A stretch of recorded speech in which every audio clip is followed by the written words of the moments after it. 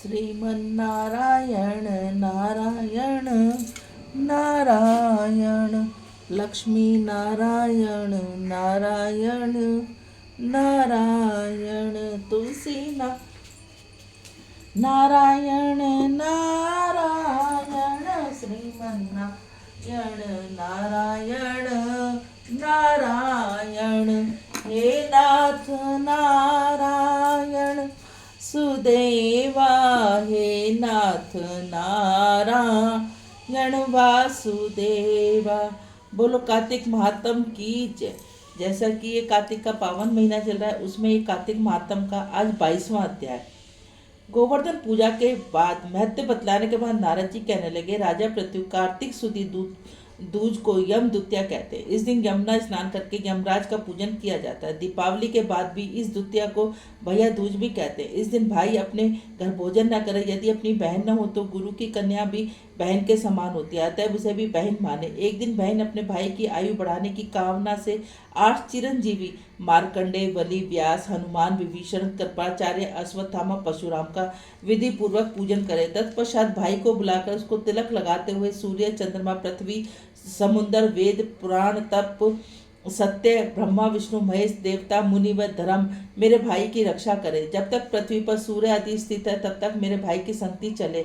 फिर भाई बहन को तिलक करके भोजन करावे। भाई भी अपनी श्रद्धा तथा सामर्थ्य के अनुसार बहन को दक्षिणा देवे। इतनी कथा सुनाने के बाद राजा पृथ्वी ने कहा, हे देवऋषि, सब क्षेत्रों में उत्तम कौन सा क्षेत्र है?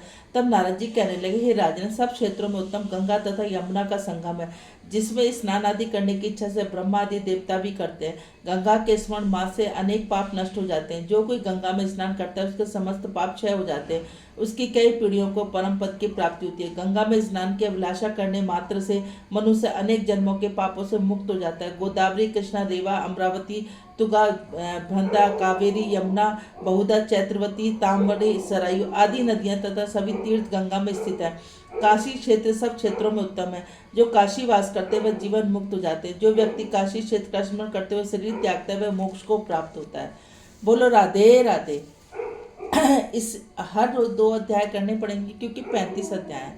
अगला अध्याय 23वां अध्याय, श्रीमन नारायण नारायण नारायण, लक्ष्मी नारायण नारायण नारायण, तुलसी नारायण नारायण नारायण, श्रीमन नारायण नारायण नारायण।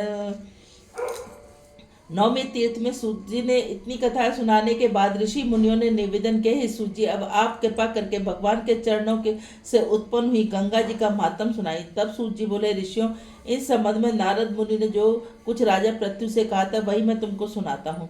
समस्त देवताओं दैत्यों की उत्पन्न करने वाले महर्षि कपश्य जी की 2 पत्नियां थी। एक पत्नी का नाम अदिति था, दूसरी का नाम दीति। अदिति के पुत्र देवता कहलाए। दीति के दैत्यों की उत्पत्ति हुई। भाई होते हुए भी देवताओं ने दैत्यों के जन्म से भी परस्पर वैषम्य चला आ रहा था।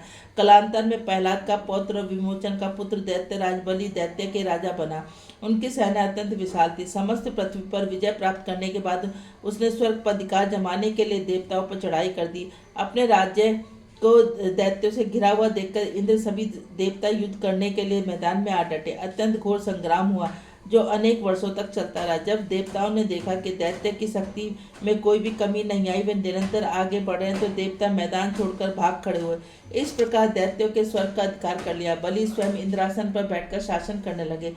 अब तो यज्ञ भी कि हवि भी देवताओं के स्थान पर दैत्यराज बलि और अन्य दैत्य ग्रहण करने लगे। अपने पुत्र अर्थात देवताओं को दुखी आश्रयहीन देखकर दैत्य अदिति देवताओं की जय, दैत्यों के पराजय से निवृत्त तपस्या करने के लिए हिमालय पर्वत पर चली गई। वहां कुछ काल तक फलाहार, कुछ काल सूखे पत्ते, कुछ काल केवल पवन का आहार करती रही। फिर पैरों के पंजों पर खड़ी होकर भगवान का तप करने लगी। इस प्रकार अदिति ने 1000 वर्ष तक उग्र तप किया। अदिति के पुत्र मायावी राक्षस इस घोर तप से चिंतित होकर राक्षसी माया द्वारा देवताओं का रूप धारण करके अदिति के पास आकर बोले, माता, आपने हमारे लिए इतना घोर तप क्यों किया? आत्मघात करना सभी शास्त्रों से पाप बतलाएगा। इस पर आपका यह दुख सहन नहीं कर सकते। कोई भी पुत्र माता से विमुख नहीं हो सकता और न माता को दुखी देखकर सुखी रह सकता है। हे माता, शास्त्रों का कथन है, जिसके घर में कल्याणकारी माता नहीं, वह प्रिय बोलने वाली पतिव्रता स्त्री नहीं, उसका जीवन निरर्थक है।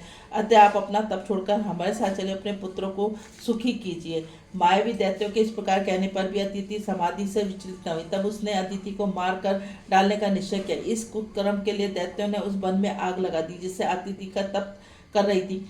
भगवान की कृपा से उस अग्नि द्वारा अदिति को किसी प्रकार की हानि नहीं पहुंची। उन्हें इस अग्नि का पता तक नहीं चला। भगवान का सुदर्शन चक्र अदिति की रक्षा करता रहा। सभी दैत्य स्वयं ही उस अग्नि में जलकर भस्म हो गए। इस प्रकार देवताओं का फिर से स्वर्ग पर अधिकार हो गया। बोलो राधे राधे। श्रीमन नारायण नारायण नारायण, लक्ष्मी नारायण नारायण नारायण, तुलसी नारायण नारायण नारायण, श्रीमन नारायण नारायण नारायण। हे नाथ नारायण वासुदेव, हे नाथ नारायण वासुदेव। बोलो राधे राधे। यदि आप सब लोगों को चैनल अच्छा लगता है तो ज़्यादा से ज़्यादा लाइक करें, ज़्यादा से ज़्यादा शेयर करें। नए हैं तो सब्सक्राइब करें, बेल आइकन को जरूर दबाएं। बोलो राधे राधे।